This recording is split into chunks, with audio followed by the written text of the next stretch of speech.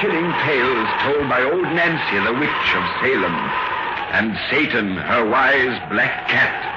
They're waiting for you. Now.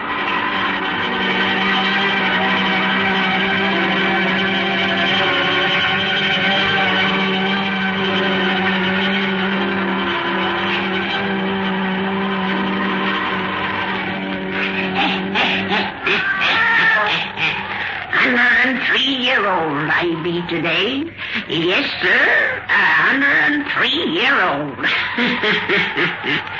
Well, Satan, me and you'd better plan to spin these folks a pretty little yarn tonight. Douse all them lights. That's it.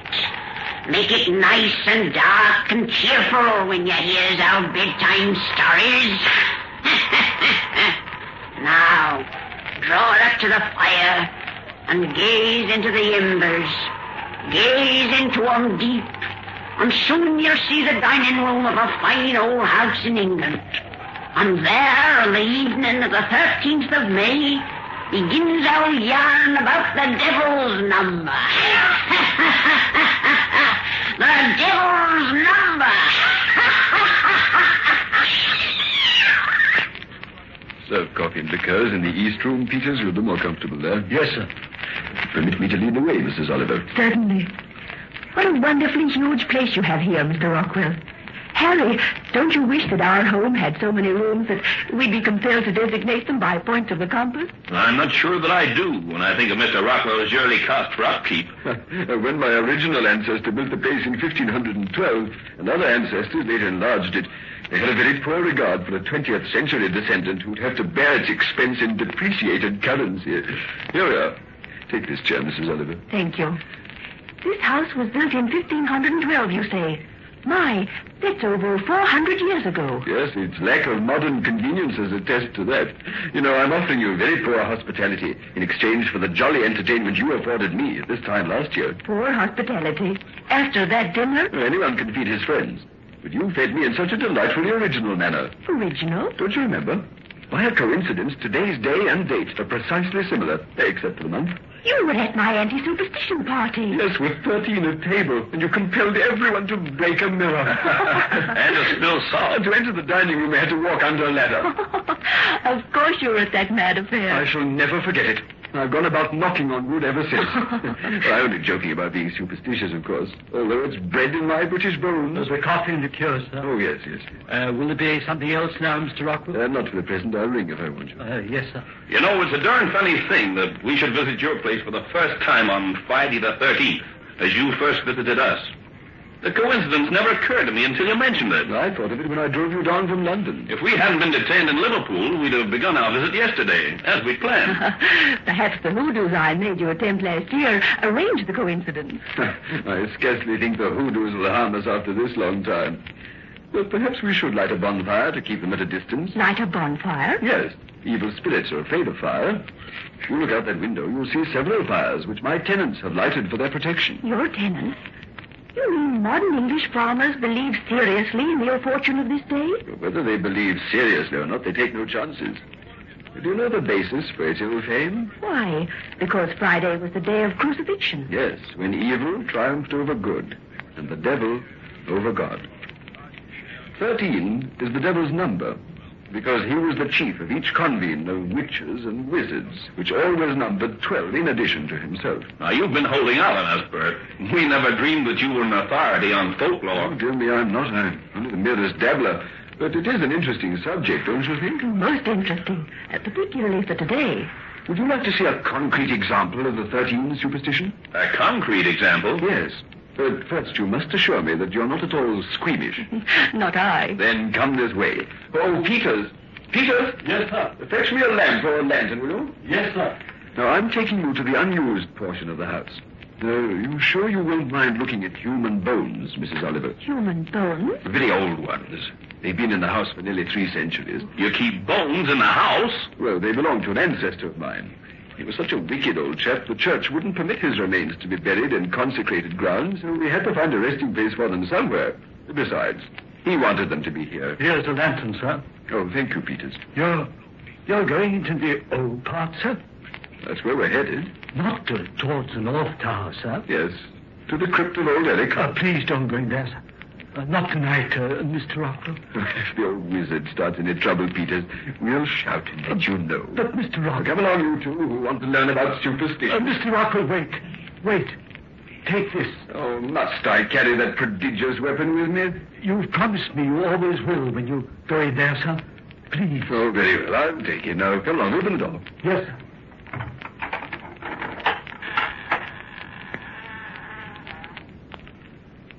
Give me your hand here. It's pretty dark in here. Yes. I'll leave the door open, sir, and stand here waiting, if you need me. All right, Peters. Your butler doesn't approve of this expedition, apparently. No, he doesn't like the North Tower and old Eric. Why did he insist you carry that huge revolver? He always does when I visit the old part. He has it loaded with dum-dum bullets. Dum-dum? Yes, they're ordinary lead or steel-jacketed bullets crisscrossed with a knife across the nose to make them spread on impact. Someday I shall tell him that only silver bullets are of any use against ghosts. Ghosts? Or disciples of witchcraft. Now, what on earth are you taking us to see? Merely some old bones. Watch your step. The floor's not very sound in here. There's a lot of rubbish to fall over. Now, you're working up to some sort of a practical joke leading us into this darkness. No, upon my word, I'm not. No, really. Although I do owe your wife some retaliation for having made me walk under ladders and break mirrors. I've never been in such a spooky place. Nor I. These old halls beat any haunted castle I've ever read about in books. The shadows cast upon them by Mr. Rockwell's rubbing lantern are giving me the shivers. Me too. You're getting your revenge for Judith's superstition party, Bert. But tell us about this ancestor of yours whose bones we're going to see. Wait till we reach his resting place. The tale will be more effective then. Here we are. Now, his remains are enclosed in that little iron chest. In the niche in that wall? Yes. I'll open his tiny coffin. Oh! Here, you see all that is still earthly of Eric Rockwell, my many times great-grandfather who was burnt at the stake by order of King James I for witchcraft. Burnt at the stake? For witchcraft? Yes. Members of the family bribed the official executioners and were allowed to reclaim these bones from the ashes. They sifted so diligently that only the bones of a single foot escaped their pious search. Otherwise, the skeleton of the old scoundrel lies intact within this iron box. Why do you keep him here? Well, I've already explained that the church refused to allocate hallowed ground for his remnants. That Eric's bones were not consumed together with his flesh was considered extremely unfortunate at the time, for it was commonly believed that they would enable him to live again. People believe such rot as that? People still believe it. Oh, wait till you hear all the story.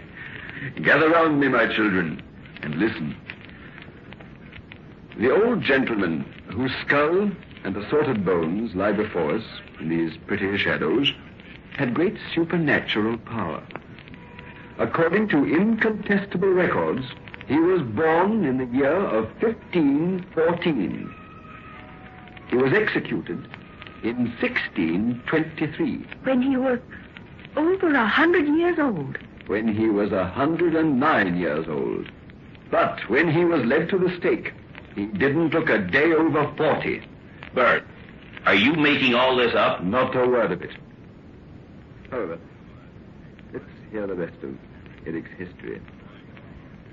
At his trial, it was proven that he'd murdered no less than 8 young girls. He'd murdered? Yes, for their blood, which he used as ingredients for a rejuvenating elixir which enabled him to defy old age. Well, that's crazy. I know it is, but according to the records, it worked. But how? Well, that the judges didn't learn. They learned he had lured young women to this house so that they might later become his victims, however. It seems he, in some way, managed to secure 13 drops of their blood, after which they became his slaves and did whatever he wished. 13 drops of blood. The devil's number. The number which makes people fear this day, even in a so-called enlightened age. After Eric had secured that small amount of blood, the girl would become his creature. Then he would drain her arteries at leisure in his laboratory, which still exists as he left it. As a matter of fact, the old villain was probably merely a first-class hypnotist with a wide, sadistic streak. But he makes a good story for Friday the 13th, doesn't he? Yes. But why do you keep his awful bones in your home? A matter of tradition. We Britons are governed always by that, you know. The old boy is said to have remarked before his death that if his bones weren't collected and kept in Rockwell Manor, and that if his laboratory and implements weren't preserved intact, that the house would be destroyed. The foolish believe that he had a purpose in that command, some idea of resurrecting himself from the dead. Mad story, isn't it? Yeah. Now close that ghastly chest and let's go back to where it's light. I'm for that. I brought you here for a ghostly thrill. I've given myself the shivers. Don't close the chest yet. Hold that lantern so I can look. Judith, I never knew before that you possessed a morbid streak. I didn't either. But those bones, that grinning skull, they fascinate me. You're bearing out the legend, Mrs. Oliver. Old Eric was noted for fascinating women. But I'll close the chest now, if you don't mind, and we'll go back. Yes, dear. I'm ready for another glass of birch brandy. Wait, please. Let me close the chest. If you wish. Oh, Dear, but what's wrong? oh, I cut my finger on that rusty iron. Hey, hold that lantern here, Bert. I see your finger's bleeding. Hey, I'll bind it with my Oh, handkerchief. don't bother. It's just a scratch. Good Lord. What's the matter? Her blood has fallen on that skull. Well, why should that? Count those drops, Harry. I make 13. The devil's number. 13 drops of blood on the wizard's skull.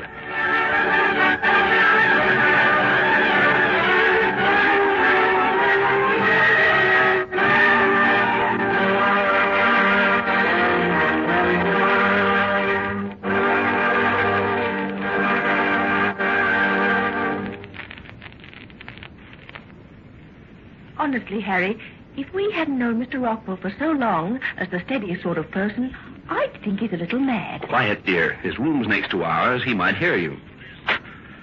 He certainly became upset about that blood, didn't he? His face was whiter than a sheet when we came out of that darkness into the lighted hall. And so was his butler's when he heard what had happened.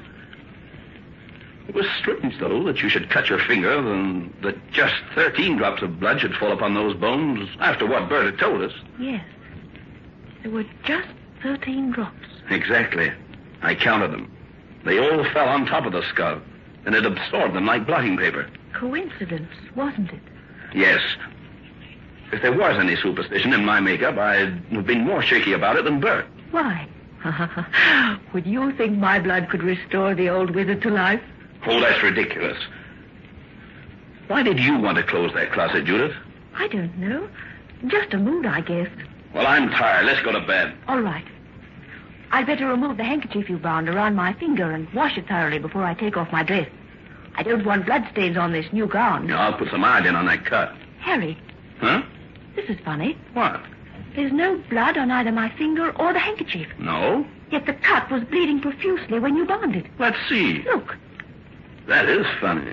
the wound seems to have closed after those 13 drops. Evidently. Another coincidence, isn't it? The cut's a tiny one. It's not remarkable that so little blood flowed from it. Harry, there's still another coincidence that I haven't mentioned to you. What do you mean? When I reached out to close the lid of that chest, it fell upon my hand before I touched it. Before you touched it? Yes, it seemed to leap at me. Now, look here, Judith. You're not letting Rockwell's story of that old sawdust affect your good sense. You're not beginning to believe there's anything supernatural between this trifling accident? No, of course not. I'll take off my dress and we'll go to bed. We'd better. Bert's servants will be calling us for breakfast at 7. Look out this window. The farmers are still keeping their bonfires to drive the evil things away. Yeah, the idiots. For hundreds of years, they've believed the powers of hell are strong on this day of the devil's number. Dear, what's the matter with you? Oh, this huge, spooky old house, I guess, and this old country. I'm being silly. Unhook my dress, dear. I should say you are being silly. Now, hold still. What's that? What? Outside in the hall. Listen. Sounds like footsteps. Footsteps of a lame man. Yes. our door. Well, I wonder who... Well, I haven't seen any lame servants about the place. Now the steps are passing on. Well, why should they have stopped here? I'm going to see. No, don't open that door. Judith, let me go. Don't open that door. What's the matter with you? Those steps came from where we saw that chest of bones from which a foot is missing. Harry, Oliver, let me in. Bert! Open the door. I'm going to talk to you quickly. Why, what's wrong? Did you hear footsteps in this hall? Yes. They stopped outside this door and then went on. I didn't imagine it, then I didn't. Oh, what's wrong with you? Wasn't it one of your servants out there? That thing with a single foot, did it sound to you like a living human? No, it didn't. Have you both gone crazy? I think I have. For ever since your wife's blood fell on those ghastly bones, I've been like a timid child in the dark. And since those footsteps came and went, I'm frankly terrified. Sure. Don't call me a fool, a coward, a madman. I can't help it. I've got to see what was walking in this hall. Bert, come back here. He's running towards that tower. The man's out of his mind. You've got to stop him. It was from there those footsteps came. Oh, the footsteps won't hurt him, but he's liable to fall through a hole in those rotten floors without a light. I'll get him. Harry, don't leave me. Nothing's going to hurt you. Call the servants. Tell them to bring lanterns. I'll never be able to find Bert in this infernal blackness. Bert! Yes, I'll call. Peter! Come here, quick!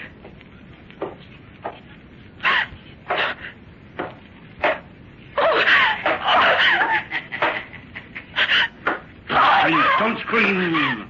Gaze into my eyes and obey whatever I tell thee. You have no eyes. I see only a grinning skull. An awful skeleton that walks. You will see what my will demands. You will see the man I was in life. You are a man. I see that now. A man who wears a strange, ancient clothes. A man who has lost a foot. Thou shalt act as my will demands. Thou shalt help me to become indeed the living man you see. No. Yes. No. For the devil, my master, hath given thee to me. Come, I lead. Ye follow. I follow. Follow me and learn my master's power. Follow me and learn the magic of 13 drops of blood.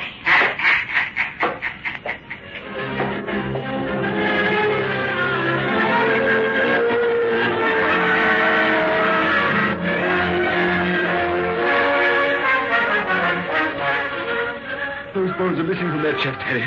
They're gone. They're gone. Someone's playing a practical joke. Those bones are gone because the legend's true. Because your wife's blood has brought that monster back to life. Oh, stop that, or you'll make me as crazy as you are. Now, leave me out of this darkness. I've got to see Judy. I've got to know that she's all right. Wait, did you hear that? What? I heard a door close. Back in the old North Tower. Why, I thought I did, too. That's where Eric had his laboratory, where he worked his filthy magic. Well, if we did hear a door, I'll not believe a dead hand closed it. What a fool I was to leave Judy. Oh, she'll be all right. Don't pay any heed to my imbecile hysteria, old man. Come on, here's the passage that leads to the lighted hall. You can see your door from here. Yeah, it's standing open where I left it. Judith probably has the servants with her now. Judith! Judy, dear! I found Bert and brought him back. Judith, why don't you answer me? Judith! Judith! She's not here. The room's empty. Good Lord! What are you staring at, Bert? What? Look, impressed in this carpet. It's the footprint of a skeleton, of a single bony foot. That door we heard closed. Judith! Quick, to the tower, man! The tower!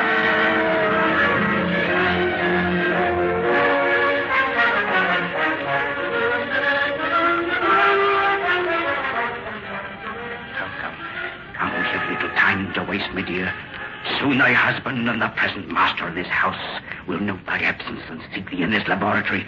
But there is time enough. There is time enough for that which thou wilt do. What must I do? First, thou must prepare an altar to my master. For fear of the curse, they have left this chamber quite unchanged. In the scrollwork of yonder roll, thou wilt find a carven serpent. Go, press its head. I press. Yes. A panel opens. Put thy hand inside and draw forth 2 black candles. Black. Black for the worship of my master. Now, place them here. Place them here. They are placed. Now from the sacred cupboard, take the tinder box and light them. Oh, my hands. Oh, Satan, They're still useless for thy work. They are hands of the dead, and have no strength nor power. But thou hast restored my will, hast given me the means for my hands. Soon, by her death, thou shalt give me back my life, O Satan. The candles are lighted. Bring forth yon earthen basin now, and the flask that lies beside it. Unstop the flask and pour its contents in the bowl. It's the holy oil of hell. Oil from fat of newborn babes. Now, place it here between the candles. Now from the cupboard, take yon keen-edged knife, and with it in thy hand, recline upon the altar. Thou art to be the sacrifice.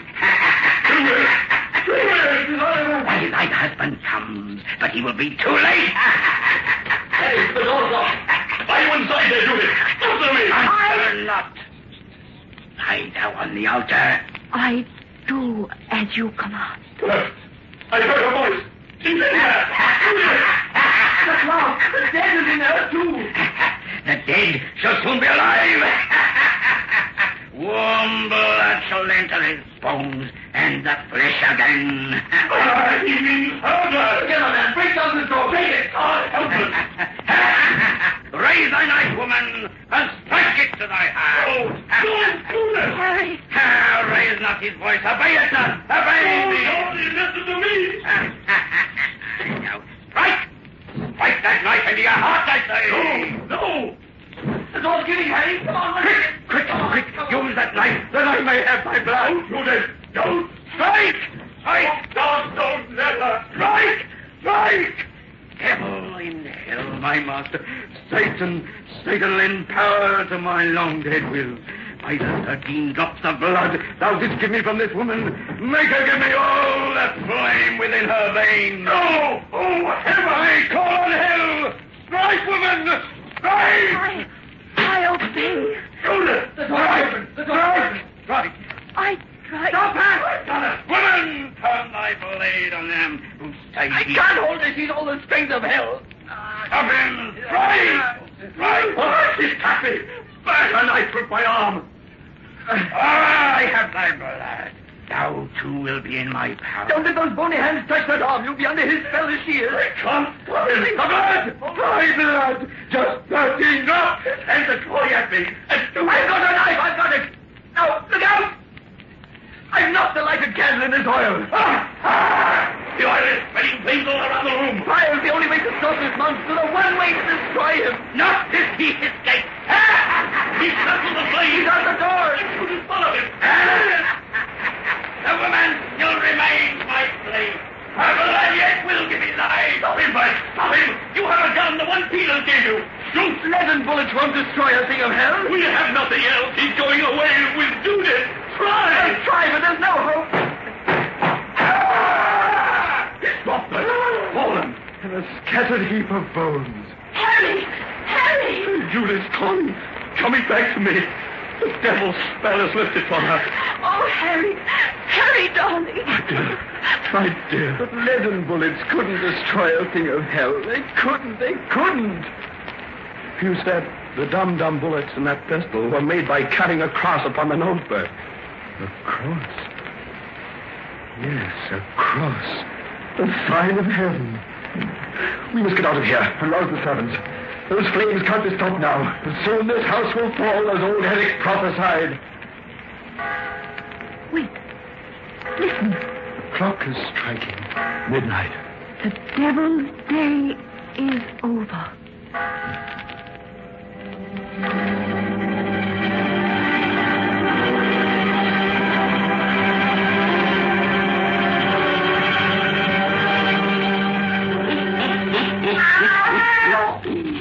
Well, that's the end of that, Satan.